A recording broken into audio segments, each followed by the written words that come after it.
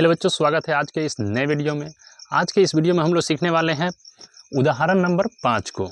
ठीक है, इसके पहले जो भी प्रश्न है उसको हम पिछले वीडियो में देख चुके हैं। अगर आप वो वीडियो नहीं देखे हैं चैनल पर जाकर के देखिए, वहाँ उसका पूरा प्लेलिस्ट बना हुआ है। ठीक है, तो आज के इस वीडियो में हम लोग सीखेंगे उदाहरण नंबर 5 को। ठीक है, चलिए बिना देर किए इसको शुरू करते हैं। दिया गया है प्रश्न की संख्याओं 4n पर विचार कीजिए कि जहां n एक प्राकृत संख्या है। ठीक है, और जांच कीजिए कि क्या n का कोई ऐसा मान है जिसके लिए 4n अंक शून्य पर समाप्त होता है। ठीक है, शून्य पर समाप्त होने के लिए बोला है। देखिए, किसी भी संख्या को शून्य पर समाप्त होने का मतलब होता है जैसे किसी संख्या के लास्ट में 0 आना चाहिए। ठीक है, जैसे शून्य पर समाप्त हो सकता है, जैसे ये 10 हो गया, फिर ये 20 हो जाएगा, इस तरह से ये 30 हो जाएगा, 40 हो जाएगा। ये सब संख्याएं शून्य पर समाप्त हो सकती हैं। होता है जैसे कि इसको शून्य पर समाप्त होता है, लास्ट में अगर 0 है तो इसको बोलेंगे कि यह शून्य पर समाप्त होगा। 20 के लास्ट में भी क्या है, 0 है, तो ये भी क्या है, शून्य पर समाप्त हो सकता है। 30 है, ये भी क्या है, इसके लास्ट में भी 0 है, तो ये भी शून्य पर समाप्त है। इसके भी लास्ट में क्या है, 0 है, तो ये सब शून्य पर समाप्त है। ठीक है, अब जब हम इसको तोड़ते हैं तो इसको तोड़ने के बाद आता क्या है उसको समझिए। जब 10 को तोड़ेंगे तो क्या आ जाएगा, 2 इंटू आएगा 5, 2 इंटू 5 आ जाएगा। ठीक, उसी तरह से जब इसको तोड़ेंगे तो क्या आ जाएगा, 2 इंटू 2 और इंटू में 5 आएगा। ठीक है, अब जब 30 को तोड़ते हैं, 30 को जब हम तोड़ेंगे तो क्या आ जाएगा, 30 को तोड़ेंगे तो यहाँ पर आ जाएगा 2 इंटू 3 और इंटू में क्या आ जाएगा, 5। ठीक, उसी तरह से जब इसको तोड़ेंगे तो यहाँ आ जाएगा क्या, 2 इंटू 2 इंटू 2 और इंटू में आ जाएगा 5। ठीक है, इस तरह से जो है जो संख्या शून्य पर समाप्त है उसका गुणनखंड इस तरह से होगा। ठीक है, अब इसमें कॉमन बात क्या है उसको समझिए। कॉमन बात यह है कि जो संख्या शून्य पर समाप्त हो रहा है उसके गुणनखंड में 2 और 5 जो है से आ रहा है। 2 और 5 इसमें भी है, जो संख्या 10 है और शून्य पर समाप्त हो रहा है। ठीक है, अगला है 20 का जब हम गुणनखंड किए तो इसमें भी क्या है, 2 है और 5 है। जब 30 का गुणनखंड किए तो इसमें भी गुणनखंड में क्या है, 2 और 5 है। 40 का जब गुणनखंड किए तो इसमें भी क्या है, 2 और 5 है। ठीक है, कहने का मतलब यह है कि जैसे जो संख्या शून्य पर समाप्त होगा उस संख्या के गुणनखंड में 2 और 5 होना चाहिए। ठीक है, अगर उस संख्या में 2 और 5 है इसका मतलब यह है कि वह संख्या शून्य पर समाप्त होगा। ठीक है, किसी भी संख्या को जिस संख्या के लास्ट में शून्य है उसको जब गुणनखंड करेंगे तो इसमें 2 और 5 जो है से अनिवार्य रूप से आना ही है।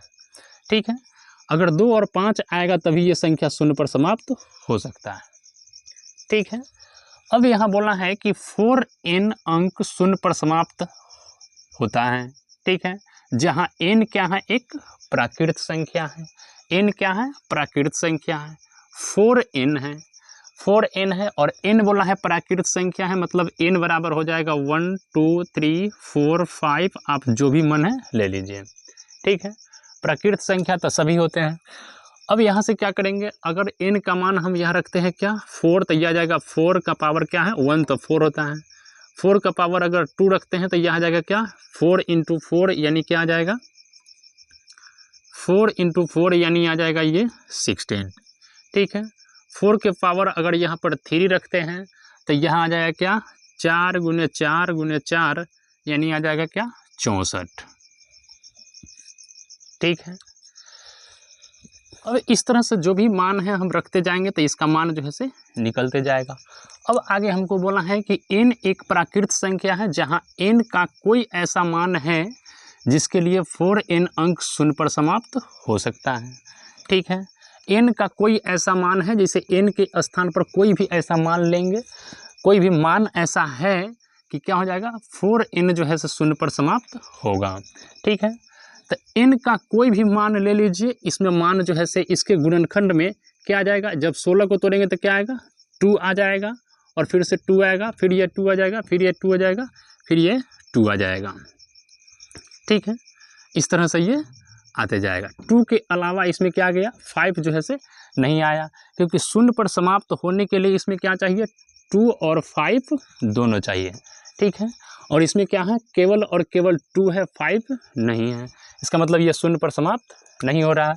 अब इसको तोड़िए, जब ये 64 को तोड़ेंगे तो क्या आ जाएगा, इसको तोड़ेंगे तो ये आ जाएगा 2 × 2 × 2 और फिर ये आ जाएगा 2 × 2 × 2।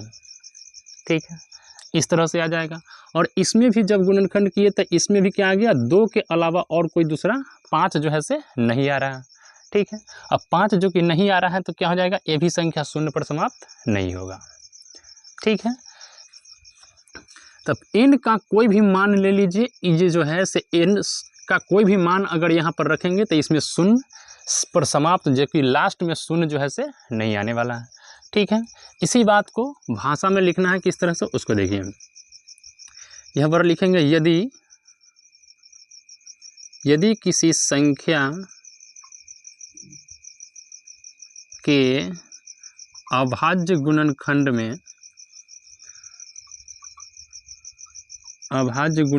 में यदि किसी संख्या के अभाज्य गुणनखंड में 2 और 5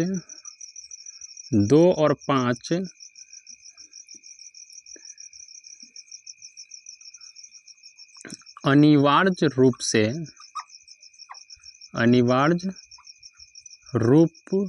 से हो तो वह संख्या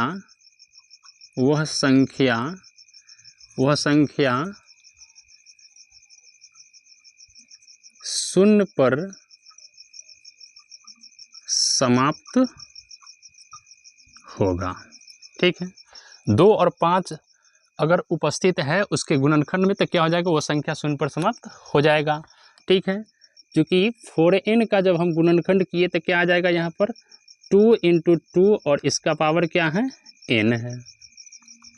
ठीक है, अब यहाँ पर लिखना है 4n के अभाज्य गुणनखंड में 5 नहीं है, अतः 4n किसी भी 4n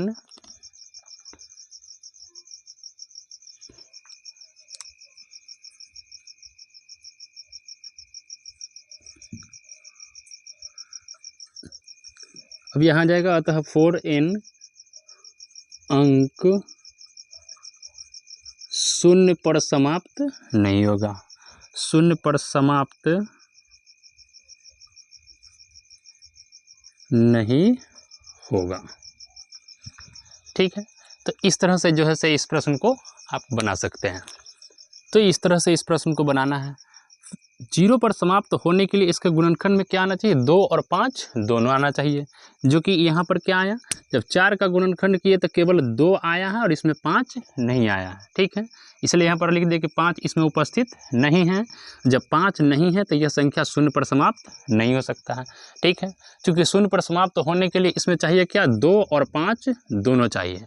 ठीक है, जैसे कि यहाँ पर संख्या लिखे है और इसका गुणनखंड किए तो 2 और 5 दोनों आया है। इसी तरह से इस संख्या को, किसी भी संख्या को अगर शून्य पर समाप्त करना है तो उसमें 2 और उसके गुणनखंड में 2 और 5 होना चाहिए। ठीक है, तभी वो संख्या जो है सो शून्य पर समाप्त होगा। ठीक है, तो इस टाइप के प्रश्न को जब भी आए तो आप इस तरह से इसको बना सकते हैं। ठीक है, अब आते हैं अगला नेक्स्ट प्रश्न, 6 नंबर उदाहरण को। 6 नंबर प्रश्न में जो दिया गया है, देखिए प्रश्न है, संख्या 6 और क्या है 20 के अभाज्य गुणनखंड विधि से क्या करना है, HCF और LCM निकालना है। ठीक है, अभाज्य गुणनखंड विधि से इसमें HCF और LCM निकालना है। आइए करना क्या है, इसको 6 का पहले गुणनखंड कीजिए। 6 का गुणनखंड करेंगे तो यहाँ आ जाएगा क्या, ये 2 से चला जाएगा 3 बार में, फिर यहाँ से 3 से चला जाएगा 1 बार में। ठीक है, और ठीक उसी तरह से इसका 20 का अभाज्य गुणनखंड कीजिए। ये आ जाएगा 2 से 10 बार में, फिर ये 2 से चलाएगा 5 बार में, फिर 5 से चलाएगा ये 1 बार में। ठीक है, अब क्या आया, 6 का जब गुणनखंड किए तो ये आ गया 2 × 3 × 3। ठीक है, यानी आ गया 6 2 के पावर 1 है और 3 के पावर क्या है 2 है।